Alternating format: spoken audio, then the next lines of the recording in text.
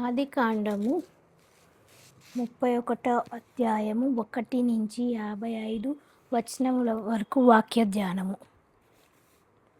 లాబాను కుమారులు మన తండ్రికి కలిగినది యావత్తును యాకోబు తీసుకొని మన తండ్రికి కలిగిన దాని వలన ఈ యావదాస్తి సంపాదించేనని చెప్పుకొనిన మాటలు యాకోబు వినెను. మరియు అతడు లాబాను ముఖము చూచినప్పుడు అది నిన్న మొన్న ఉండినట్లు అతని ఎడల ఉండలేదు. అప్పుడు యెహోవా, నీ పితరుల దేశమునకు నీ బంధువుల యొద్దకు తిరిగి వెళ్ళుము, నేను నీకు తోడై ఉండేదనని యాకోబుతో చెప్పగా, యాకోబు పొలములో తన మంద యొద్దకు రాహేలును లేయాను నంపి వారితో ఇట్లనెను, మీ తండ్రి కటాక్షము నిన్న మొన్న నా మీద ఉండినట్లు ఇప్పుడు నా మీద నుండలేదని నాకు కనబడుచున్నది. అయితే నా తండ్రి యొక్క దేవుడు నాకు తోడై ఉన్నాడు. మీ తండ్రికి నా యావచ్చికతో కొలువు చేస్తినని మీకు తెలిసి ఉన్నది. మీ తండ్రి నన్ను మోసపుచ్చి 10 మార్లు నా జీతము మార్చెను. అయినను దేవుడు అతన్ని నాకు హాని చేయ నీయలేదు. అతడు పొడలు గలవి నీ జీతమగునని చెప్పిన ఎడల, అప్పుడు మందలన్నీయు పొడలు గల పిల్లలన్నీ నేను చారలు గలవై నీ జీతమగునని చెప్పిన ఎడల, అప్పుడు మందలన్నీ చారలు గల పిల్లలన్నీ నేను. అట్లు దేవుడు మీ తండ్రి పశువులను తీసి నాకిచ్చెను. మందలు చులుకట్లు కాలమున నేను స్వప్నమందు కనులెత్తి చూడగా, గొర్రెలను దాటు పొటేలు చారలైనను పొడలైనను మచ్చలైనను గలవై ఉండెను.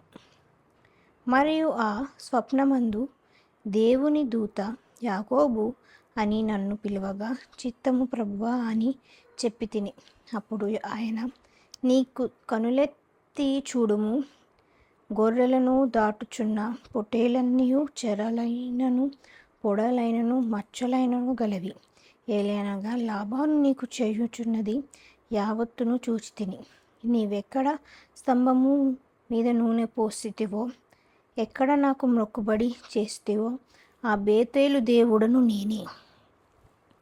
ఇప్పుడు నీవు లేచి ఈ దేశములో నుండి బయలుదేరి నీవు పుట్టిన దేశమునకు తిరిగి వెళ్ళుమని నాతో చెప్పెననెను. అందుకు రాహేలును లేయాయు, ఇంకా మా తండ్రి ఇంట మాకు పాలు పంపులెక్కడివి? అతడు మమ్మును అన్యులుగా చూచుట లేదు. అతడు మమ్మును అమ్మివేసి మాకు రావలసిన ద్రవ్యమును బొత్తిగా తినివేసెను. దేవుడు మా తండ్రి యొద్ద నుండి తీసివేసిన ధనమంతయు మాదియు మా పిల్లలదియు నయున్నది కదా. కాబట్టి దేవుడు నీతో చెప్పినట్లు చేయుమని అతనికి ఉత్తరం ఇయ్యగా, యాకోబు లేచి తన కుమారులను తన భార్యలను ఒంటెల మీద నెక్కించి కానాను దేశమునకు తన తండ్రి అయిన ఇస్సాకు నొద్దకు వెళ్ళుటకు తన పశువులన్నిటినీ తాను సంపాదించిన సంపద యావత్తును పదనారములో తాను సంపాదించిన ఆ ఆస్తి యావత్తును తీసుకొని పోయెను. లాబాను తన గొర్రెల బొచ్చు కత్తిరించుటకు వెళ్ళియుండగా, రాహేలు తన తండ్రి ఇంటనున్న గృహదేవతలను దొంగిలెను. యాకోబు తాను పారిపోవుచున్నానని సిరియు వాడైన లాబానునకు చేయక పోవుట వలన అతని మోసపుచ్చిన వాడాయెను. అతడు తనకు కలిగినదంతయు తీసుకొని పారిపోయెను. అతడు లేచి నది దాటి గిలాదును కొండతట్టు అభిముఖుడై వెళ్ళెను. యాకోబు పారిపోయెనని మూడవ దినమున లాబానుకు తెలుపబడెను. అతడు తన బంధువులను వెంటబెట్టుకొని 7 దినములు ప్రయాణమంత దూరము అతని తరుముకొనిపోయి గిలాదు కొండ మీద అతన్ని కలుసుకొనెను. ఆ రాత్రి స్వప్నమందు దేవుడు సిరియవాడైన లాబాను నొద్దకు వచ్చి, నీవు యాకోబుతో మంచిగానే చెడ్డగాని పలుకకుము, జాగ్రత్త సుమి అని అతనితో చెప్పెను. లాబాను యాకోబును కలుసుకొనెను. యాకోబు తన గుడారము ఆ కొండ మీద వేసుకొని ఉండెను. లాబానును తన బంధువులతో గిలాదు కొండ మీద గుడారము వేసుకొనెను. అప్పుడు లాబాను యాకోబుతో, నీవేమి చేస్తివి? నన్ను మోసపుచ్చి కత్తితో చెరపట్టబడిన వారిని వలె నా కుమార్తెలను కొని పోవలెనేలా? నీవు నాకు చెప్పిన రహస్యముగా పారిపోయి నన్ను మోసపుచ్చితివేలా? సంభ్రమముతోనూ పాటలతోనూ పెద్దలతోనూ సితార్లతోనూ నిన్ను సాగనంపుదునే. అయితే నీవు నా కుమారులను నా కుమార్తెలను నన్ను ముద్దు పెట్టుకొనియక పిచ్చిపట్టి ఇట్లు చేసితివి. మీకు హాని చేయుటకు నా చేతనవునా? అయితే పోయిన రాత్రి మీ తండ్రి యొక్క దేవుడు, నీవు యాకోబుతో మంచిగాని చెడ్డగాని పలుకకుము, జాగ్రత్త సుమి అని నాతో చెప్పెను. నీ తండ్రి ఇంట మీద బహువంశగలవాడై వెళ్ళగోరిన ఎడల వెళ్ళుము. నా దేవతల నేల దొంగిలితివే అనగా యాకోబు, నీవు బలవంతముగా నా యొద్ద నుండి నీ కుమార్తెలను తీసుకుందువేమో అనుకొని భయపడితిని. ఎవరి యొద్ద నీ దేవతలు కనబడునో వారు బ్రతుకకూడదు. నీవు నా యొద్దనున్న వాటిని మన బంధువుల యొద్దట వెదికి నీ దానిని తీసుకొనుమని లాబానుతో చెప్పెను. రాహేలు వాటిని దొంగలేనని యాకోబునకు తెలియలేదు. లాబాను యాకోబు గుడారంలోనికి, లేయా గుడారంలోనికి, ఇద్దరి దాసి గుడారంలోనికి వెళ్ళెను, కానీ అతనికేమీ దొరకలేదు. తరువాత అతడు లేయా గుడారంలో నుండి బయలుదేరి రాహేలు గుడారంలోనికి వెళ్ళెను. రాహేలు ఆ విగ్రహములను తీసుకొని ఒంటె సామగ్రిలో పెట్టి వాటి మీద కూర్చుండెను. కాగా లాబాను ఆ గుడారమంతటను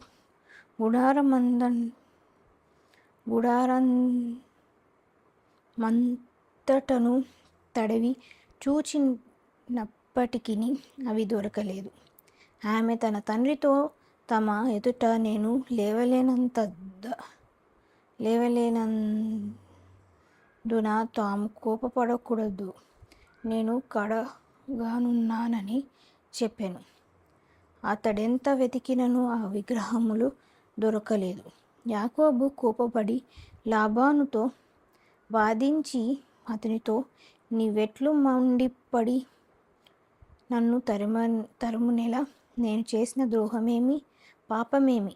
నీవు నా సమస్త సామగ్రి తడివి చూచిన తరువాత నీ ఇంట వస్తువులన్నిటిలో ఏది దొరికెనో నా వారి ఎదుటను నీ వారి ఎదుటను అది ఎట్లు తెచ్చిపెట్టుము. వారు మన ఉభయుల మధ్య తీర్పు తీర్చెదరు.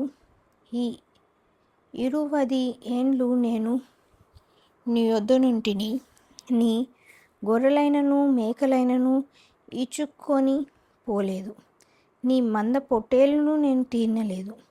దుష్ట మృగముల చేత చీల్చబడిన దానిని నీ యొద్దకు తేక ఆ నష్టము నేనే పెట్టుకొంటిని.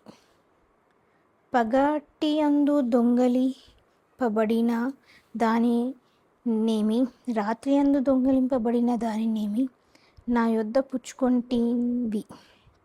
నేను ఇలాగుంటిని. పగటి ఎండకును రాత్రి మంచుకును నేను క్షీణించిపోతిని. నిద్ర నా కనులకు దూరమాయెను. ఇది వరకు నీ ఇంటిలోని 20 ఏండ్లు ఉంటిని. నీ 2 కుమార్తెలు నిమిత్తము 14 ఏండ్లును, నీ మంద నిమిత్తము 6 ఏండ్లును కొలువు చేస్తిని. అయినను నీవు నా జీతము 10 మార్లు మార్చితివి. నా తండ్రి దేవుడు అబ్రహాము దేవుడు, ఇస్సాకు భయపడిన దేవుడు, నాకు తోడై ఉండిన ఎడల నిశ్చయంగా నీవు నన్ను వట్టి చేతులతోనే పంపివేయుదువు.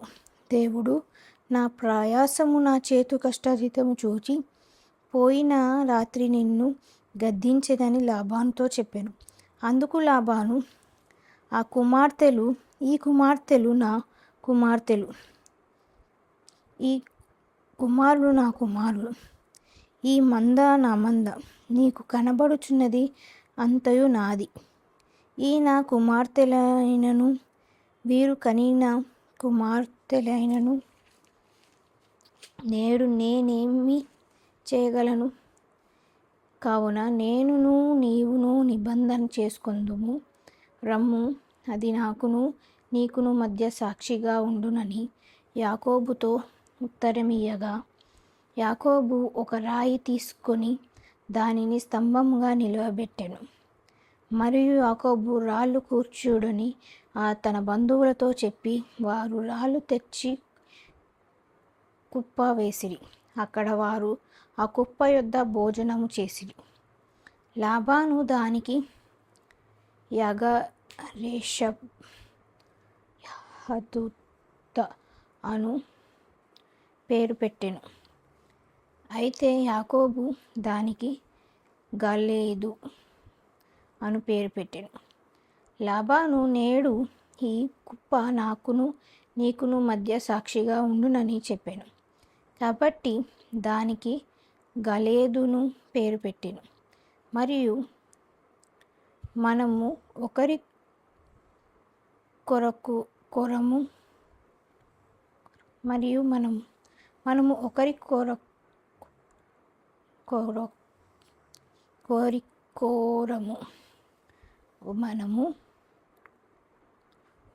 ఒకరికొకరము దూరముగా ఉండగా యెహోవా నాకును నీకును మధ్య జరిగినది కనిపెట్టునని చెప్పాను కనుక దానికి మిస్పా అను పేరు పెట్టబడెను.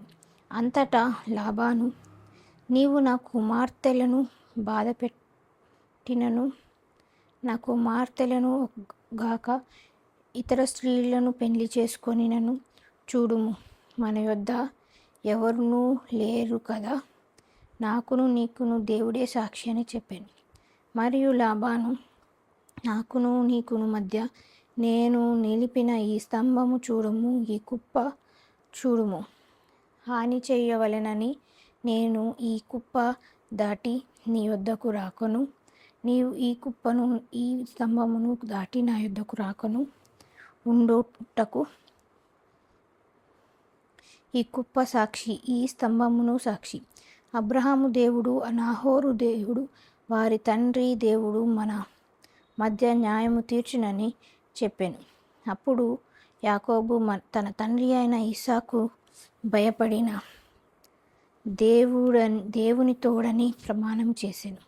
యాకోబు ఆ కొండ మీద బలి అర్పించి భోజనము చేయుటకు తన బంధువులను పిలువగా వారు భోజనము చేసి కొండ మీద ఆ రాత్రి వెళ్ళబుచ్చిరి. తెల్లవారైనప్పుడు లాబాను లేచి తన కుమారులను తన కుమార్తెలను ముద్దు పెట్టుకొని వారిని దీవించి బయలుదేరి తన ఊరికి వెళ్ళిపోయెను.